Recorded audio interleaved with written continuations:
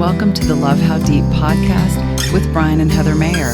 Our purpose is to equip married couples like you with resources that rely on the transformative power of God's Word to strengthen your relationship.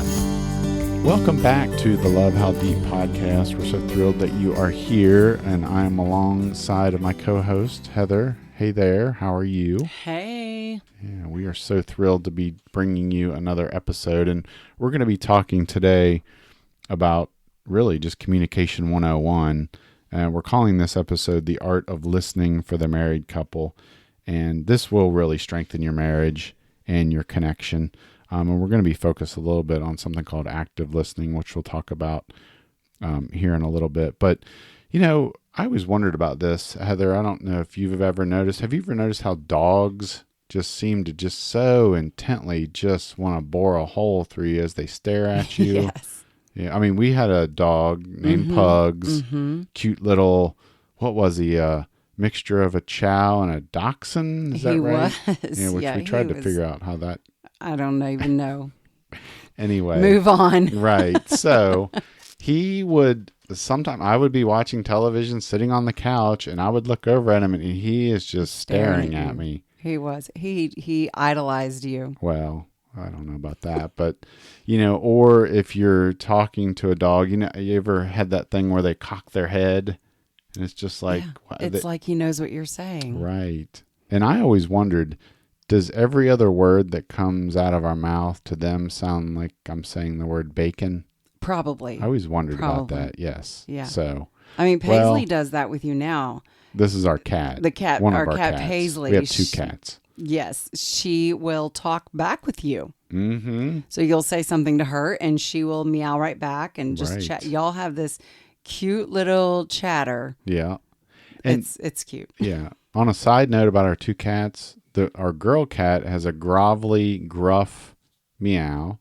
Our boy cat has a little meek kitty meow. It's like a whiny kitten. Oh my goodness. It's almost like flipped. You would be like, yeah, it doesn't make any sense, but we live with it. We love them. They have their personalities. We love them anyway. So, so I think the point here that I'm making about dogs, listening is that maybe as human beings, we could learn a thing or two, right? About listening. Yeah. Yeah. Like the way that Pugs would stare at you and bore a hole in you. He's listening to you and he's watching you. He's looking. And sometimes when we are listening to our spouse, we are doing something else. That's like true. Scrolling through Facebook or that's right. Whatever. Yeah. And we instead of really listening. Yeah. And we have 3 tips. This is going to be a quick hitting episode probably. Yeah. Because we're just going to get right to it. So we have 3 tips that will help you with listening better to your spouse. So you're going to handle tip number 1, right? Right. So number 1, be like that dog. Be fully present to get better at active listening. So what is active listening? Well, the main part of that phrase, active listening, is the word active. It means it's something that you're doing, not just kind of passively listening as someone's talking to you, but you're intently looking at them, like the dog that would look at Brian, like Paisley looks at Brian.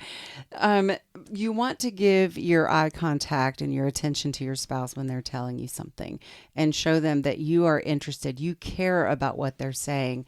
And, you could even repeat back for clarity and say something like, so I think what you're getting at is this. Is this what you mean? Is that what you mean? Asking those kind of questions shows that you are really trying to understand what they're saying. So be active, be present in that conversation. Don't, just put your phone down for a second, turn off the TV, turn off the music if you need to do that as well. Like the magazine that you're reading, like whatever it is that has your attention sort of undivided. And give that attention to your spouse because they're telling you something that's important to them. Mm-hmm. And, your job as the listener is to participate. Yep. To be active.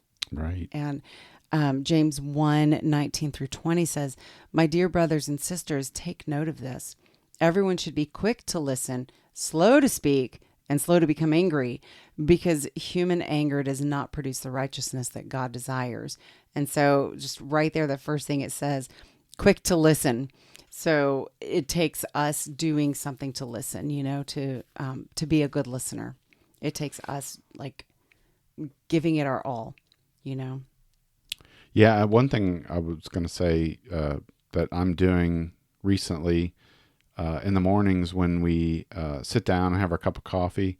I don't know if you've noticed, and I don't know if I've done this every time, but I'm trying to move my chair around so we can look at each other when we're talking. Oh, right. Because normally we have this island and we have these bar stools and we're sort of both staring ahead at at the stove pretty much. And I've tried to become a little bit more conscious of moving my chair so that we can look at each other as we're talking. Yeah, I like that. Yeah. So, and again, we're not having really like deep conversations in the morning because both of us are half awake. We're slowly waking up, but we like to do our little devotional that we get. So yeah. But there's also something else about another part of being an active listener is that eye contact. So that's just really, really important. Mm-hmm. That's right. Do you have anything else, Brian? Another tip? Yeah, let me give tip number 2 here. Empathetic listening for you as a married couple is extremely important. And I know that we men can get a bad rap about this, and because when we think about empathy, it's all about feelings, and oh boy, as a man, sometimes we're taught as kids, shake it off, dust it off, don't cry, it's not important, that we just have to move on. We have to take care of whatever it is. And I don't know, maybe even as females, you may have gotten that as well. Growing up, I don't want to just single out us men, but it seems like your big girl pants on. Yeah, but it does seem like culturally speaking, when boys, you fall down and hurt yourself, it's kind of like a dust yourself off. It's not that bad. And sometimes with girls, it's like, oh, come over here and how are you, and that kind of thing. But again, maybe for you it was different. But the point is, when you're empathetically listening to someone, especially your spouse, what you're really trying to do is you're trying to hear the emotions and what they're saying.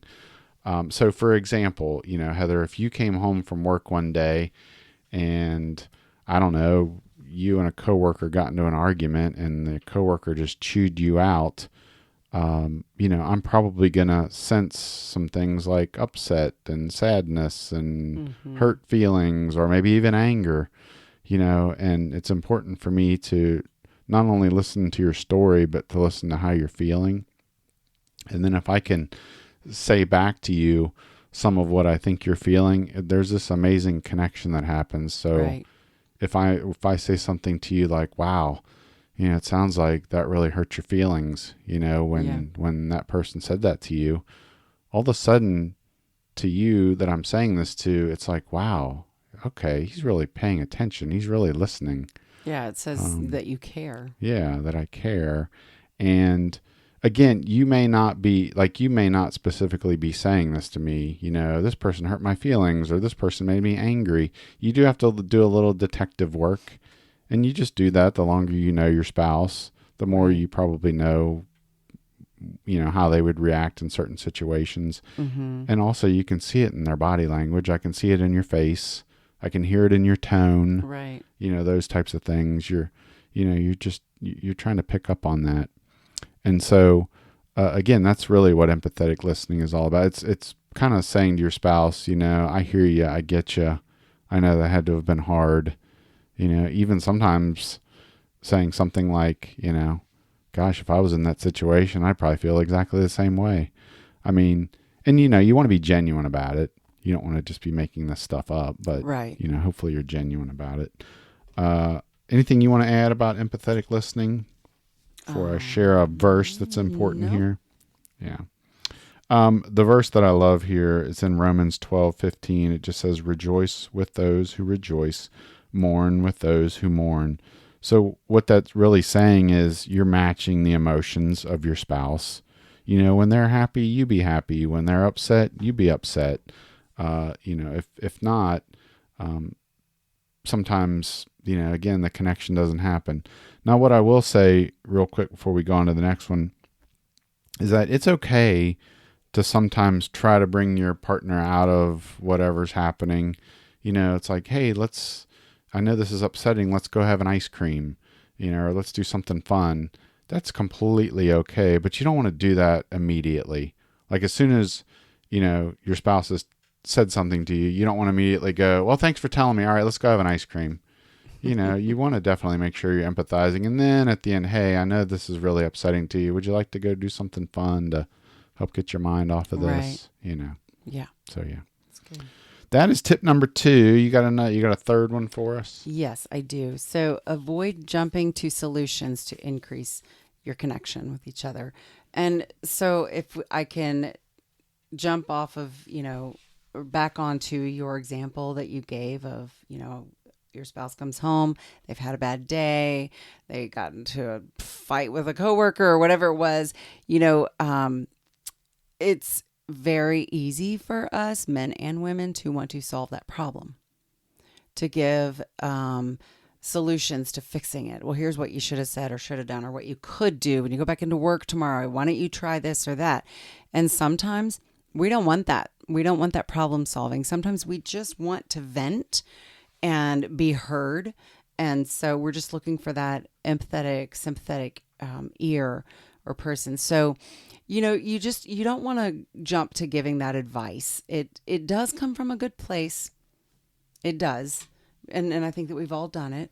So it comes from a good place, but if you do it too quickly and too often, your spouse feels like you're not really hearing them, and you know better than, you maybe come across as like, oh, you are smarter than them or wiser than them because this is what you should have done, that shoulda, coulda, woulda whole situation. And, I think that could just drive a wedge in your relationship. So, you might want to give that advice, but you want to hold off on that. Maybe you want to say, are you looking for my advice in this? Are you wanting me to help you problem solve this? Just ask the question. And if your spouse says, not really, I'm just venting, then great. All you need to do is be that active listener, be that empathetic listener. If they are asking for advice, they'll tell you, yeah, if you could help me out with this, I would really appreciate it. Man, could that really strengthen the two of you, and just deepen your connection with each other. And if you are the one doing the venting, then it's okay for you to say, I'm just venting. I don't need any advice on how to fix this. I just really want to get this off my chest. It's okay to say that. Proverbs 18:13 says, to answer before listening, that's a folly and a shame. So don't give that answer before you've really truly listened to your spouse and gotten the gist of what was happening there, and giving them that support that they need in the way that they need it. Well, that is perfect. I hope these 3 tips help you in your marriage, and they're really just simple tips, but simple things sometimes can go a long way, right? They can. Yeah.